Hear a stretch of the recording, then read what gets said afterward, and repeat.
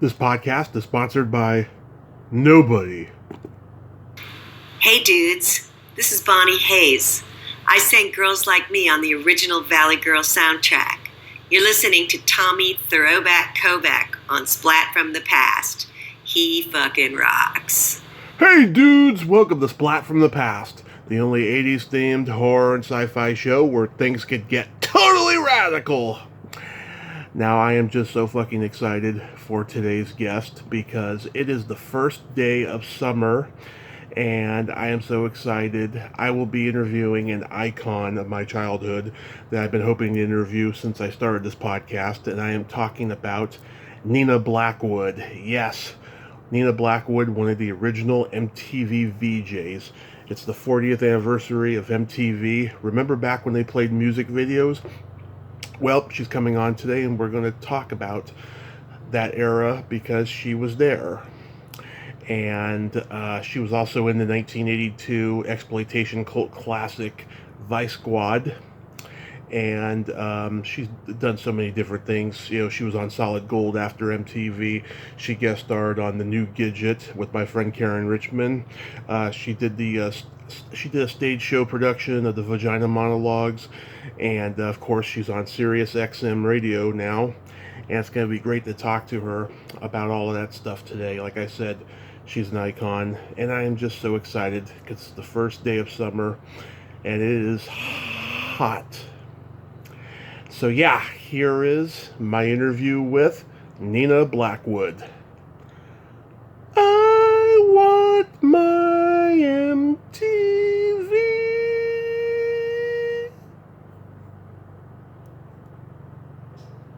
Hey, Nina. Yeah. Welcome to the show. How are you today? Hello. How are you? You were Johnny on the spot. Yeah, I always am.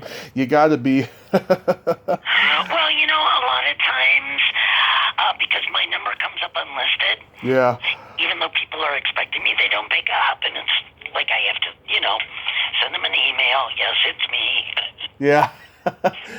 No, I usually know, by the moment that it hits the time, and, I'm all ready and stuff. Yeah, you're in California? Yeah, Redding, California. Ah, very nice. I have a friend that lives around that area, so you're near Mount Shasta. Yes, right? Absolutely, Mount Shasta. Yeah, how is everything up there?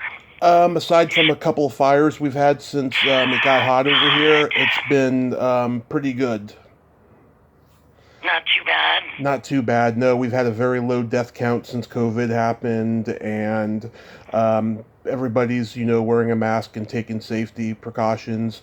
There's a lot of people who aren't wearing them, but, a lot of people are, Maybe my friend, because she does do radio every now and again, Haley Orion.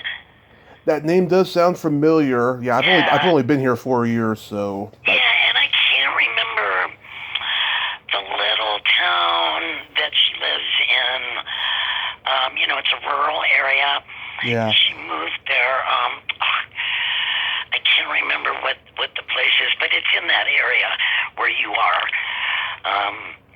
So I thought maybe you knew her, because it's not that heavily populated.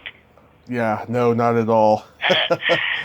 But this is such a wonderful honor. You're an icon of my early childhood, and I thank you so much for taking the time on the first day of summer. Yes, it is. And I'm usually on the spot with that, but because it was Father's Day. At the same time, I was thinking Father's Day. It's summer. Yeah. So, going back in time, I was reading that you're a professional harpist and you played keyboards in your high school band. At what age? No, I didn't play keyboards in the high school band. Okay, that was just one of those internet flubbers then. No, there's a lot of that stuff. Yeah. I studied, I started off, studying piano when I was 4. Right. And then, started on harp. I think I was in junior high. And I did play harp in the school orchestra, just to clarify. Yeah. So music was ingrained in you from day one then? Absolutely, yes. Do you remember the first concert you ever attended? Yeah, well, I lived in Cleveland, so we had, at the time I was growing up, we had like the number one FM station in the country, WMMS. So consequently, Cleveland was a big breakout market, and everybody, there's a reason why the Hall of Fame is in Cleveland. I mean, everybody played there. So the first concert, I'm pretty sure, was The Who. Oh. Yeah, The Who, and I had good seats, and tickets were so. You said you watched this when you were growing up, so obviously you're a bit younger than I am. But I mean, tickets were like everybody could go. Not like, I know this sounds like the good old days, but I mean it really was. I mean, now it's so expensive to go to these shows, and like. Here's a kid, me, I didn't even drive yet, and I could afford a ticket, Right. It was, you know what I mean? I'm still in school. I'm not working full time, Yeah. And that was awesome. I love The Who to this day. They're one of my favorites, but Same here. I'll never forget, Roger Daltrey. I had like mezzanine seats, kind of right near the stage. So it was like over the stage, perfect seats. Right. And him, swinging around that microphone like he did. And he had these huge platform sneakers on that I loved. I search platform sneakers out to this day, and for me to wear them. So I guess it was an early inspiration, but I mean, what a band.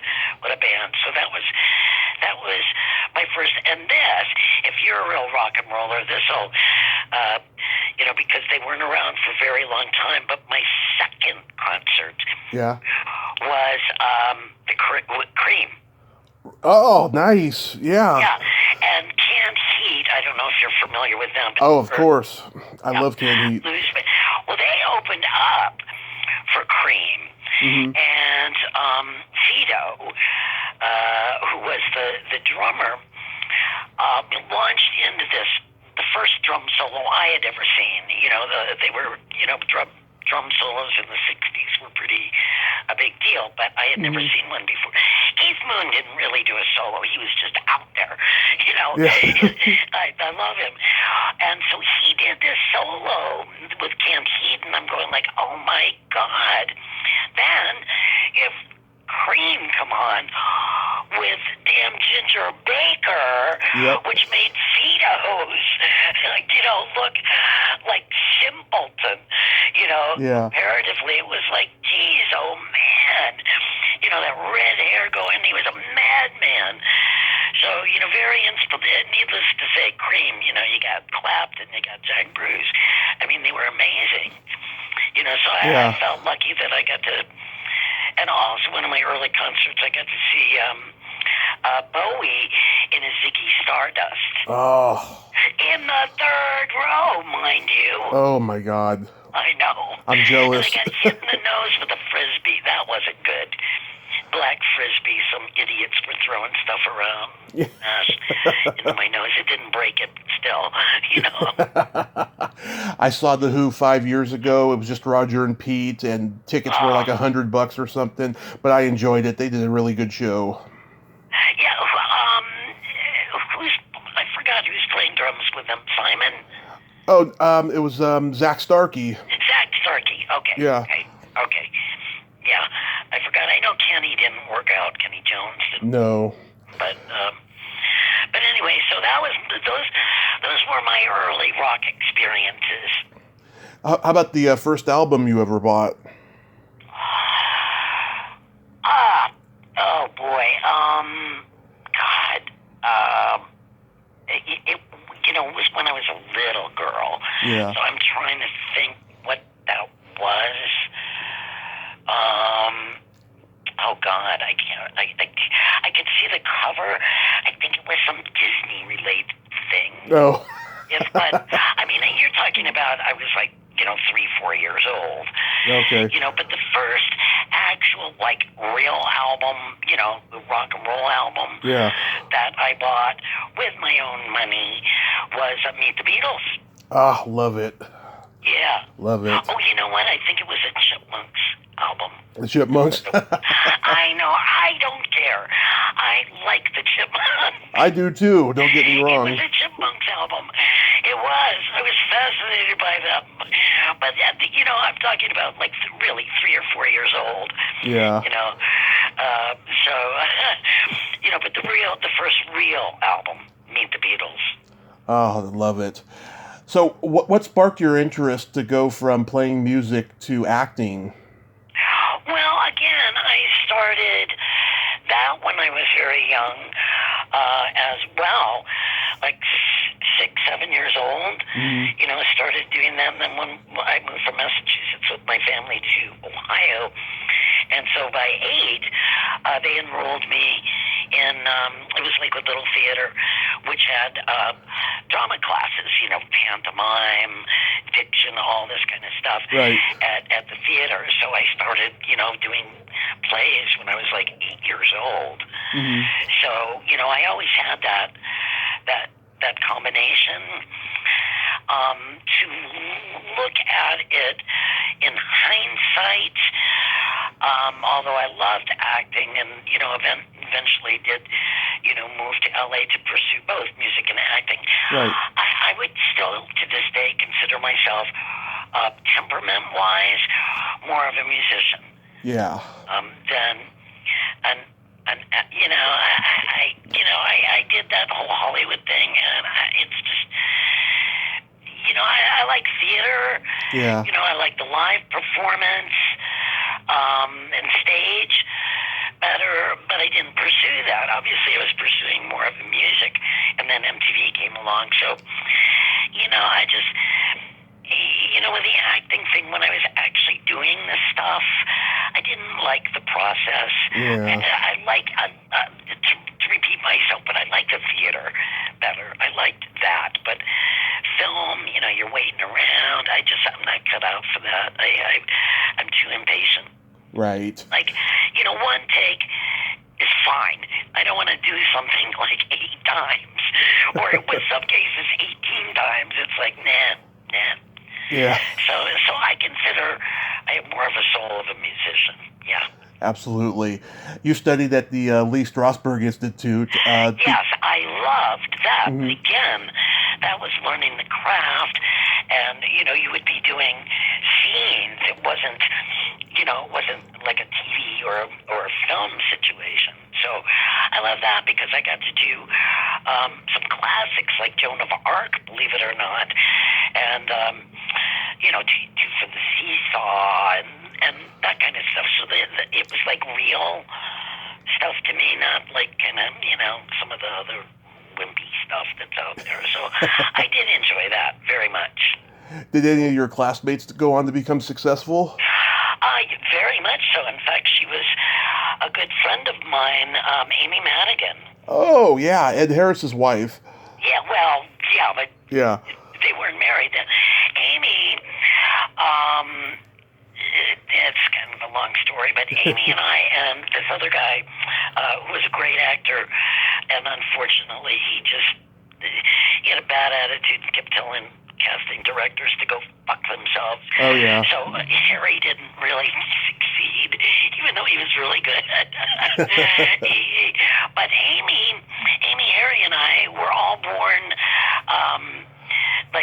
within a couple of days apart. So we were like this little trio, and at one point we had to celebrate our respective birthdays, and also we were all friends. Amy's a excellent rock singer. Actually, she's a really good singer, and she kind of had that choice to make at the time. If she wanted to pursue a music career or acting, and she chose acting. And we'd have these softball games every year for our birthdays, our collective birthdays, musicians versus actors, which was kind of fun. Oh, Amy Madigan was one. And then Rebecca De Mornay. Right. She was another one. But those two, Amy's the one, though. I remember when she first did a scene, I mean, she blew me away. She was so good and so, like, uninhibited in just her approach. Yeah. I remember running home and telling my manager, you know, about this Amy Madigan. It was like, wow. You could tell. I mean, she had that it. She had the talent. And then Ed, of course, Ed. I love Ed. Yeah. Did you know Diane Robin? No. Okay, she may have been just before you got there. She's a friend of mine. She was on that show, Angie, and she was in the first RoboCop movie. She's one of those cocaine girls that Kurtwood Smith has with him. Don't know. Yeah. No, I don't. I mean, she might have been there at the same time, but not in my classes. Okay. You know, but the name doesn't ring a bell. And of course, much later, Angelina Jolie went there. Yep. You know, I would have loved to have been there at the same time she was. She's another one that the first time I saw her in Gia, I'm going like, oh my God. You know, she's just solid actress. I didn't even know she went there. And she just, you know, was like, wow, this girl is amazing. And then I found out she studied at Strasbourg as well. Yeah, wow. So how does Vice Squad come to you? Just, you know, the same thing. I had an agent, you know, as soon as I got there, actually, I knew her prior to moving there. I had met her through a modeling assignment, and she was actually in Chicago, and Vicky Light, who I loved, wonderful, wow, she was so cool. So I had an agent right off the bat, and, you know, one of the things that I was sent out to audition for. Yeah, it's a great movie. I love that movie. How was working with Susan Hubley? Great, actually. It was nice. I mean, we kind of, I can't say we became close friends, but we did become friends. And then much later, well, it wasn't that much later. It was, you know, a few years later, I was at MTV, and I had to go to London for some reason. And she was there at the time, so we hung out in London, which was kind of cool. But Susan was great. What's his name? Hauser. He was intense. I mean, he kind of, you know, kept that. He was actually a nice person, but he kept the ramrod, for God's sake. Yeah. You know, the persona going. So he was a bit, you know, he was scary. Yeah. There was a story you told somewhere, I can't remember it verbatim, but you were going to see the movie in the theater and a guy yelled something funny. What did he say? Yeah, well, I had done the film and it hadn't even come out yet, and then I got the gig at MTV. Mm-hmm. So, and came out shortly after I had moved to New York. So, a friend of mine, also, she worked at MTV, Vicky, and I went to go see the movie. And it was at, you know, some theater, you know, near Times Square. And, you know, we're sitting in the audience, and that part that, you know, Wings is, or Ramrod, Ginger, my character, is in the motel, and she just said, you know, she held out on and all this, you know, she's telling Susan, and the guy, Wings, is, you know, knocking on the door and sweet talking to her. Yeah. And you know, she's there like a dumb girl, right? And with a total New York accent, you know, the really hardcore New York accent, some guy in the back of the theater yells out, "Don't open the door, asshole!" You know, it was like, it was just classic New York. "Don't open the door, asshole!" And of course, she opens the door and gets beat to death. I wonder if that guy's still. I wonder if that guy's still alive and remembers that. Well, I slunk down in I mean, not that anybody at that time would have known who I was, because MTV, like I said, I'm not even sure we were on the air yet, but, it was that soon after I moved to New York that opened up. It's pretty funny. Yeah. So when that mock space launch took off at midnight on August 1st, 1981, did you have this magical feeling that history was about to be made? Yeah, there was a magical feeling in the room. There definitely was something, I think everybody that was there never experienced before or probably since, because it was just like electric. Because a lot of people were working on this, before they hired us. Right. So it was a long time in the making, and to have this, their baby being born, and that the theme song and the countdown of the rocket going off, and then then I was, the train was out of the station. There's no turning back. It was just something else. It really was incredible. Yeah, sometimes I think what would have happened if Video Killed the Radio Star didn't have a video for it. It's almost a scary thought. Like, can you imagine any other video debuting on MTV? I can't. Yeah, I don't know what it would be. Yeah. I mean, I don't know. It was like perfect. And that had been written in the late 70s. So that was already around. 79, yeah. Yeah, it was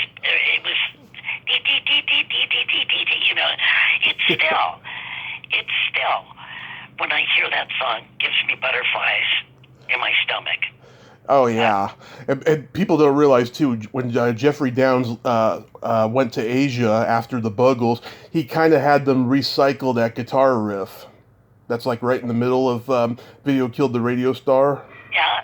Yeah, very few people realize that, and I've argued with people on YouTube over it. Oh God, everybody argues. Yeah. Everybody knows everything. What? Yeah, that was, and it did not kill the radio star. That's the thing. It kind of enhanced music industry. Absolutely. I mean, people were watching videos more, but they still continued listening to radio for a little while longer. Well, it enhanced the playlist of radio. What were some of your favorite videos that you saw during that period? The really early days? Yeah, the first 5 years. Oh, yeah. Well, I have so many of them. But one that I really love, Tom Petty, Don't Come Around Here. No My favorite. Oh. Actually. Yeah. Mark Goodman, Alan Hunter, myself do a I Want My 80s podcast. Yeah. And one of the things we were talking about, obviously one of our episodes, talking about, musicians that were doing videos and whatnot. Yeah. And really, I think of all the artists, the person that really came to mind as somebody who really didn't like video at first, but turned around and embraced it and did the videos so well, was Tom Petty. Yes. So I think he might, I love Tom Petty, period, without the videos. I mean, he was just, I'm still upset that he's gone. Same here. But, so I would say that he would be, right at the top of my list. And there's one that I just was so enamored with when it came out was Gypsy, Fleetwood Mac Gypsy. Oh, yeah. I wanted to jump in that video, it was so cool. Yeah, that's a good one. I think by 1983, video started getting more creative, and that's when MTV really hit its mark, because you had the Police's Every Breath You Take, Duran Duran's Hungry Like the Wolf, the Michael Jackson Thriller videos. It was an extraordinary time, and I was curious, when Madonna's Lucky Star video premiered, was there any controversy surrounding her belly button in that video? No. No. Not that I know of. I mean, Not that I know of. Yeah, because I think she really broke down the door for females, to show their navels on TV. Because back in the '60s, Barbara Eden couldn't on "I Dream of Jeannie." I know. Yeah. Yeah, really. I mean, did they ever let you see the videos before they premiered? Oh yeah. I mean, definitely. That was, every week we would get the acquisition reel. Yeah. Which was because every week, like radio, they added videos to the channel. So yeah, we would get the ones that were already approved. We didn't get the ones that, we have no idea because we weren't on the acquisition committee. So we didn't get the ones that were submitted. We just got the ones that had already been accepted to air. Nice. You were immortalized in John Waite's "Missing You." Did you introduce the video when it first premiered, knowing it was about you? Oh well, I knew before. I knew. I didn't introduce it. It wasn't like a world premiere or anything like that. But okay. I knew. He had called me and wanted to play the song for me. So I heard the song prior to. I don't even think the video was made yet. It was just fresh out of the studio. So yeah, I did know that. Nice. Who was your favorite interview at MTV? That again is a very difficult one. In fact, some of the interviews I did that are my favorite weren't when I was at MTV. They were later when I went to Entertainment Tonight and Solid Gold. I was a music correspondent for both of those shows. And one that really sticks in mind is Brian Wilson. Oh. Yeah, because, come on. It's Brian Wilson. And I went out to his Malibu house to interview him. He's a legend. It's Brian Wilson. And here we are. He was so sweet, very childlike. And I remember his house had like this, the two-story at a landing, and he had these two shirts, like a little kid, and he's holding both, like surfer shirts up. Yeah. Going, asking me, Nina, which one should I wear? He was just so charming. And, we did, some of the interview walking on the beach, and then going down his ground level, went right out on the beach. That's where he had his piano, and he sat and he played some songs for me, and that was pretty cool because, like you growing up with, MTV. Right. As a young person, I grew up, the Beach Boys, so it was kind of cool. And then Ray Davies, I love Ray Davies. I interviewed him. Elton John is another one. And I got to say, reverting back to Tom Petty, but that was really special because he was really sweet, and he was quite shy, and I actually am as well. And we sat down backstage before a show at the Universal Amphitheater, and he was so cute. He kind of looked down, and he had that southern drawl. Right. And he goes, what? I've always had a crush on you. It was so cute. It was like, and I being shy, much shyer than I am now at that time, I was like all embarrassed, and the two of us like sat there like two little kids, like just going, oh geez, oh geez, oh geez, It was really sweet, and I love him. He was great, and God, there's so many. Roger Waters in London was one because he's, really serious, hardcore guy. Right. And when I was waiting for him, it was by Hammersmith Odeon, I believe. He was performing on a bill with Eric Clapton. So I'm waiting to do the interview, which was going going to happen after the concert, but I was there during sound check. You know, I had to get to London early. And so I'm sitting in this virtually empty venue with just the crew and everything, watching Eric Clapton do a sound check, which was like, wow, you know, that's pretty cool. You know, so I put that hand in hand with the interview because I was there to do Roger Waters, who's such a fascinating person. Did you ever interview Marvin Rindy Ross from Quarter Flash? I guess I did. I think I did. You know, there were so many people that we did back then. You know, I either interviewed them, but I did meet them. You know, I mean, every day there were people coming down to the studio, and I'm trying to think if I did the interview or if somebody else did, but I did meet them, yes. Yeah, I talked to Marv a couple years ago. He's a great guy. I saw the interview you did with Pat Benatar on YouTube. She's great. Oh, yeah. Pat's great. You got to be at the first couple MTV Music Awards, which, by the way, I can't believe they still do those because there's like no videos. Yeah, the first one had Dan Aykroyd and Bette Midler hosting, a very odd combination. What do you remember about them? Well, they were good. It was just weird for us because, you know, here we were the hosts of the channel. We were the faces of the channel. And then here comes the big awards, and they hire outside hosts, you know, and so that was kind of a little odd for us. You know, it kind of felt weird. It's like, well, should we be hosting it? But, you know, it was fine. It was no big deal.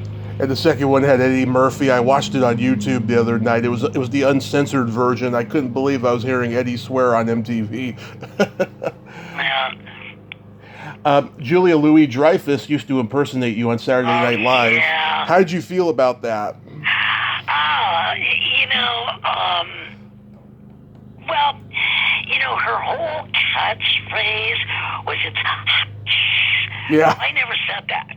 Yeah. Something that she, you know, that she created, but after that, I remember that, and it was after MTV, I was hired to do some program, right? You know, host some show out in LA, and I remember the producers going and say hot like you do, and I go, well, I don't do that. Yeah. You know, I was like kind of blurred the lines, but I thought it was really flattering, and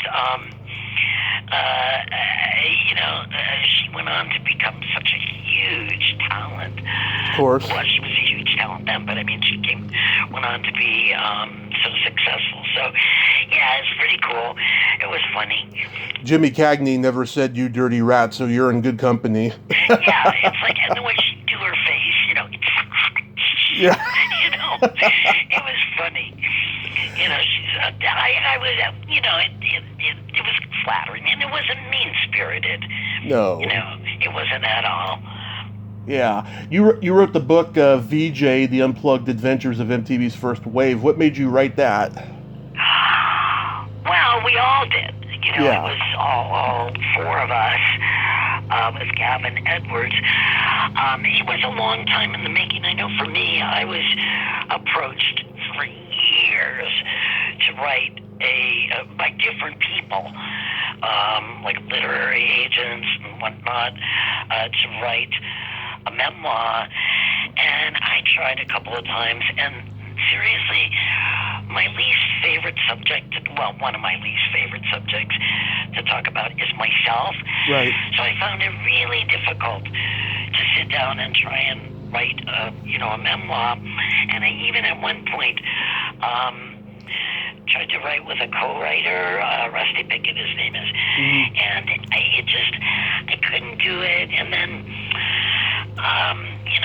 it came up. I was still living in LA, so it came up again, and JJ was still alive at that time, and at that particular point, whoever it was, I don't remember the publisher, but they wanted like a kind of a sleazy, they wanted to hear like dirt and drugs and sex and all that, and honestly, I mean, if you read our VJ book, there's not a whole hell of a lot of that in there.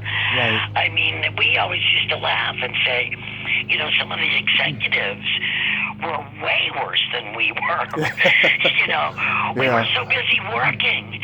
You know, it wasn't like we couldn't be getting completely loaded. And, you know, Martha and I really weren't the type of girls that were runarounds at all. So, you know, we wouldn't do what they wanted. So obviously they passed. And then it came up again. And we got the wonderful Gavin Edwards to put it together, and that's kind of it. You know, we had bids by several different publishers, and you know, we ended up going with HO, which was a good choice. So, you know, that's how it came about. After MTV, you were on Solid Gold. How was that? Well, I went out to do both shows, Entertainment Tonight and Solid Gold. Solid Gold had approached me a year or two prior, in fact, when Rick Dees was hosting it, and I really wasn't ready to leave MTV at the time. It was like being in a family. I loved living in New York. I just didn't feel like it was time to leave. So I turned down the offer, much to the dismay of my representatives, my manager and agent, Vicky. But they understood, you know, it's like my decision.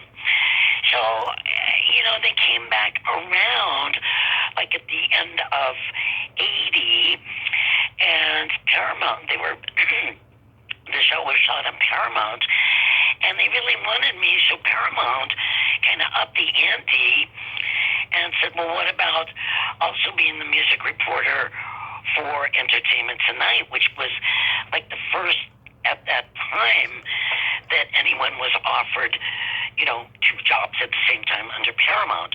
And at the same time, what was happening at MTV is, you know, they hired like a separate news department guy, head of news department. And so there wasn't any, it didn't look like there was much of a future for growth. You know, like Mark and I thought, you know, we wanted to put together a show that we co-hosted, and they didn't want that. And, you know, they were still really restrictive about, you know, outside things. So, you know, between, between that unprecedented offer and what was happening, you could feel things changing at the channel. I jumped ship. You know, I took the offer, and that's when I left in June of that year, and started immediately, like when I got out to LA, I think I started Solid Gold first, I'm not sure, but they were both at the same time. Right. Yeah, and I really, I enjoyed the jobs because I really did get to do a lot of different interviews, like I was saying, for both of those shows. And they sent me around the country, and that was kind of weird because it was the days of beepers. Yeah. I remember, you know, I'd have to, like, I'd get beeped. You gotta go to Atlanta for Steve Winwood. You know, it's like, okay, you know, you just stop and leave. You know, so it was cool. I enjoyed it. You worked with a good friend of mine, Karen Richmond, on the new Gidget. Oh my God, that was fun. Yes, as Wave Wolf Wanda, the Australian surf reporter. Yeah, that was fun. That was actually a lot of fun. I enjoyed that. That was a funny character, you know, a fun character. Yeah, I'll tell Karen you said hi. Please, yeah. What made you transition into radio? Well, I had always wanted to do radio. And in fact, before MTV, my manager at the time, he was we were together, you know, for decades, actually. We were already doing little demos of different different shows that we wanted syndicated. One was Woman to Woman. One was Teen Tips.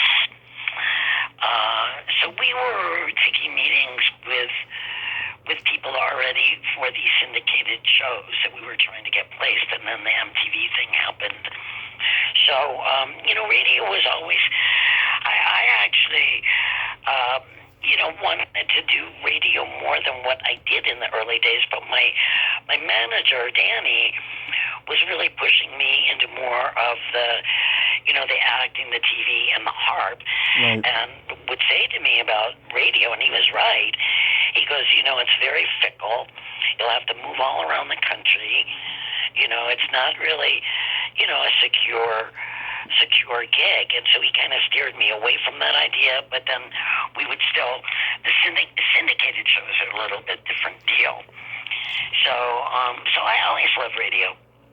Always loved radio. And, in fact, when I left MTV, I also, one of the other jobs I was doing was called Entertainment News, which got a really bad title for what it was, because it was actually a music news show, and I don't know why they called it that, or Entertainment Express, I'm sorry, and that was through United Stations. So I was already doing, when I left MTV, that was one of the jobs I was doing along with, ET and Solid Gold, was a syndicated show through United Stations. So if that answers that. Yeah, Sirius XM, I think, provides it's just like podcasting. It provides a liberating form of broadcasting that, FM radio doesn't. Yeah, and by the way, I just want to underline the United Stations radio networks. I'm still with them. Nice. Yeah, I not those shows, but absolutely 80s New Wave Nation, and absolutely 80s Spotlight. So I love Andy Denmark and United Stations. They're just great. So I just want to throw that in, that all these years later, and I still love them. But yes, as far as Sirius XM, I say this because I always sound like I'm, promoting it because I work there, but I'm promoting it because if I didn't work there, I would want to work there, because it's such an incredible medium, because radio has become so, the playlists are so small, and, it's really not what it used to be, so to speak. Yeah. And, with Sirius XM, all the channel, you can hear anything and anybody. It's really a cool thing. So I'm really, really proud of being with them. Wonderful. How was touring with the Vagina Monologues on stage? Another thing I absolutely loved. Absolutely. See, that was on stage. Yeah. Yeah. I love that. That was I was honored to be asked to do it. And it was really a tough experience in my life. I really loved it. And some of the performances, just by the luck of the draw, happened to be in Springfield, Massachusetts, where I was born, and my mom lived in Agawam, right outside of Springfield. Right. So my mom got to come to see me, which was really cool. She was always, my supporter of being in the arts, and so that was cool that my mom actually got to see me do that. Yeah, it was one of those experiences you never forget, especially if you're acting. Yeah, I love that. It's so powerful. Have you ever seen it? I saw the movie.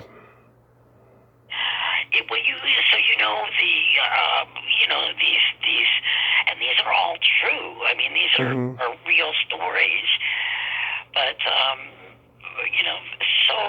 so powerful. Yeah. Very powerful. One last thing I want to ask you, Nina.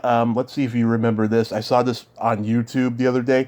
In the 80s, you were on a show called Circus of Stars. Oh, yeah. And Paul Rodriguez was the host. He made you walk barefoot on hot coals. Yep.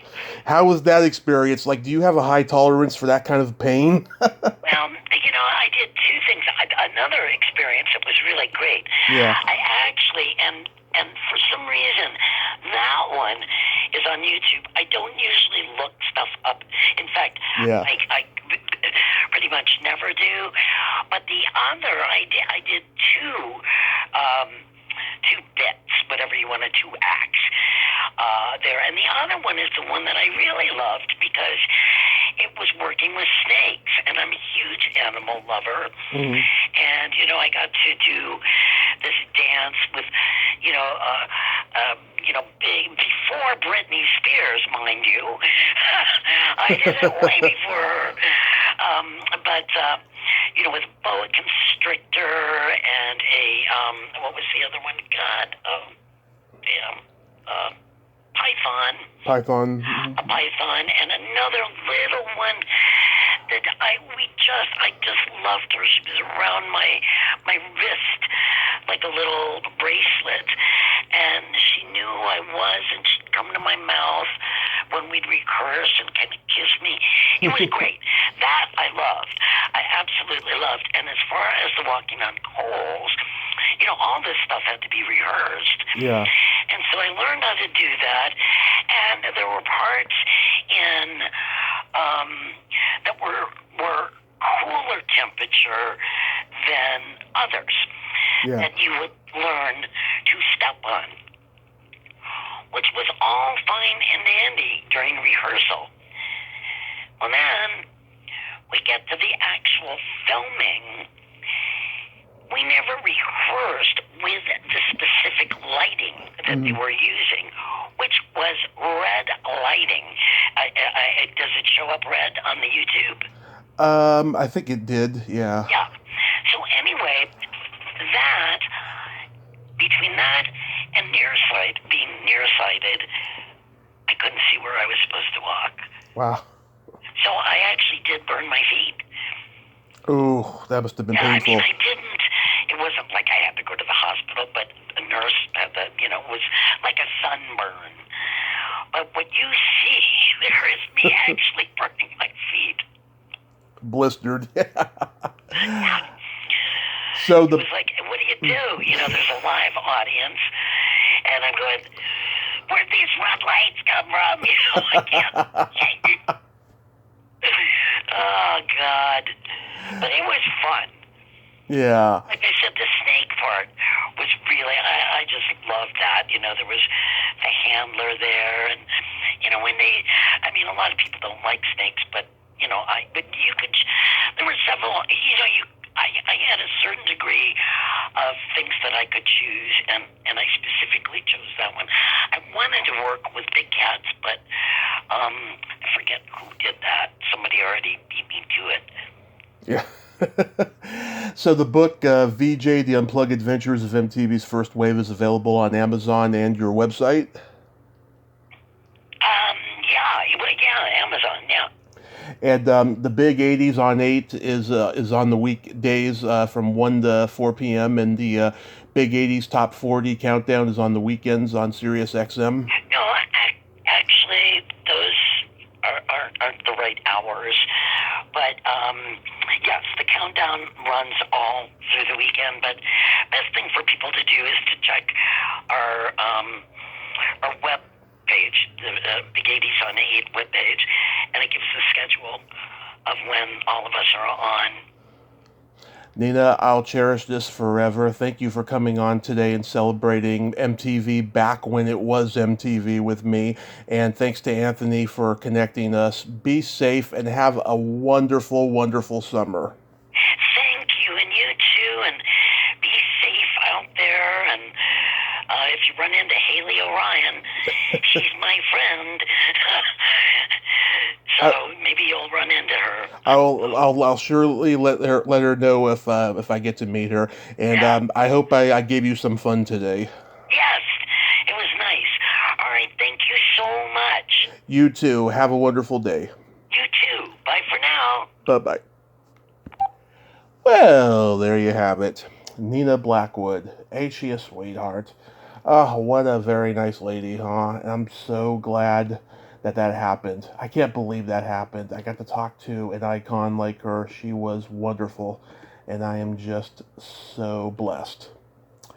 Well, until next time, this is Tommy Throwback Kovac saying there's no shame in living in the past because the present sucks. Later, dudes. I want my MTV.